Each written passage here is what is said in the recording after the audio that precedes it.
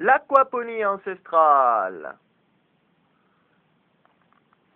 D'abord, il faut descendre l'aquaponie moderne.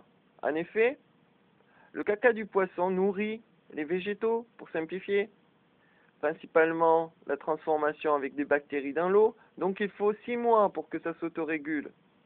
Voilà. Alors que dans cette même pisciculture, on mettrait des alluvions, une fine couche très légère sur du gravier, contenant déjà les bactéries, toutes les petites gentilles bestioles qui vont transformer le caca du poisson en azote assimilable pour les plantes.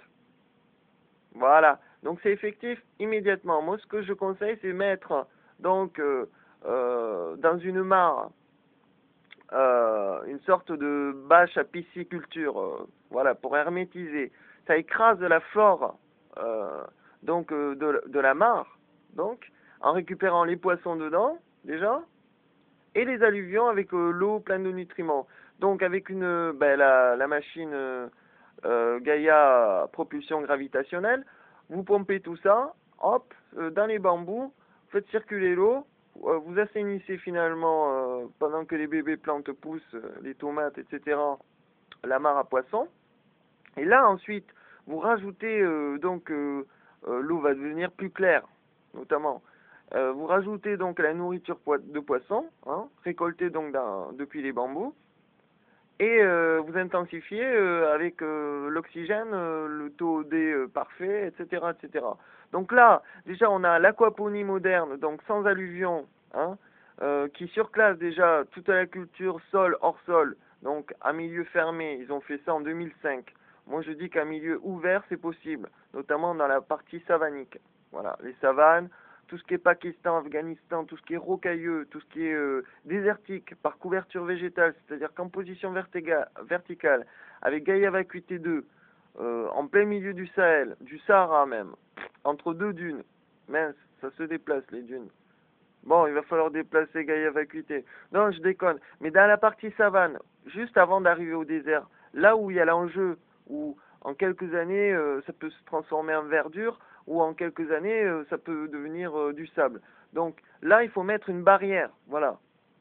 Certains le font déjà en plantant des arbres, mais l'action est microbienne. Donc moi, je propose des centaines de milliers d'hectares de Gaia Vacuité sur 2 mètres de hauteur, en mettant, comme il y a un fort taux d'ensoleillement, parce que le soleil, en fait, c'est un ennemi en fait de la vie. La photosynthèse, c'est qu'une défense. Donc les végétaux à forte, feuillage, qui ont besoin de plein de soleil, on les met au-dessus, dans la partie du haut de Gaia Vacuité 2, donc, que je vais révéler bientôt là. Voilà. Vous comprenez pourquoi je vais chez Decathlon. Bref, fermez parenthèse. Et là, t'as tout le monde qui se dit, ah ben il nous a fait le même coup avant les bouteilles d'eau en plastique, avant les tubes, il nous a fait le même coup avec les bambous, il nous a fait le même coup avec le mouvement perpétuel, avec le Qatar armé de soi, et maintenant il nous fait le même coup avec Gaia Vacuité 2. Ben oui, c'est la pub marketing Gaia avec 0 financement. Donc, je disais, donc vous mettez les plantes du haut qui ont besoin de beaucoup de soleil, et progressivement les plantes qui ont besoin de moins en moins de soleil, ça s'appelle la couverture végétale, vers le bas, donc Gaia Vacuité 2. Donc calculons, avec 10 techniciens, ils peuvent installer 100 hectares faciles en quelques jours de Gaia Vacuité. C'est planter les piquets et dérouler mon nouveau jouet, quoi. C'est aussi fixé, quoi.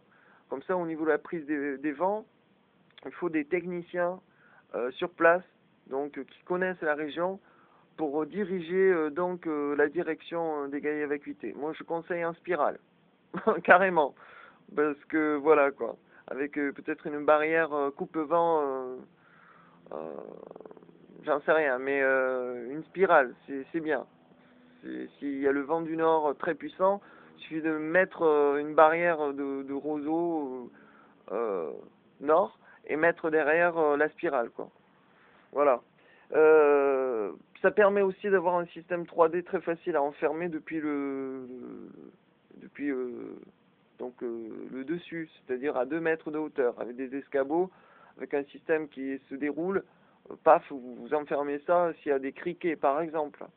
Voilà. Parce qu'il ne faut pas oublier que nous sommes en position verticale et qu'on cultive des deux côtés. Donc le mètre carré au sol, nous on cultive peut-être la valeur de 20 mètres carrés. Un truc hallucinant, quoi. Donc, bon, il faut se remettre en position 3 dimensions. Donc, voilà. Donc, moi, je dis, attention, le soleil, ennemi de la vie, il faut le protéger par des plantes qui font de la photosynthèse et qui en redemandent. Voilà, qui aiment les sodomies profondes par le soleil. Ensuite, mettre les plantes en dessous qui ont besoin de moins de soleil. Et faire attention aux associations culturelles. En association culturelle, oignons, carottes, ça se défame pas mal contre tout ce qui est un peu rampant comme les gendarmes, etc. Sachant qu'on est au-dessus du sol. Attention, on est au-dessus du sol. Ça veut dire que la majorité des insectes rampants, ils n'ont pas accès réellement. Voilà. Il reste les bestioles volantes. Et là, vous y mettez des mantes religieuses. Je peux vous assurer que les mantes religieuses ne prolifèrent pas. Voilà. La menthe religieuse femme mange la tête de la menthe religieuse homme après procréation s'il n'y a pas assez de bouffe derrière.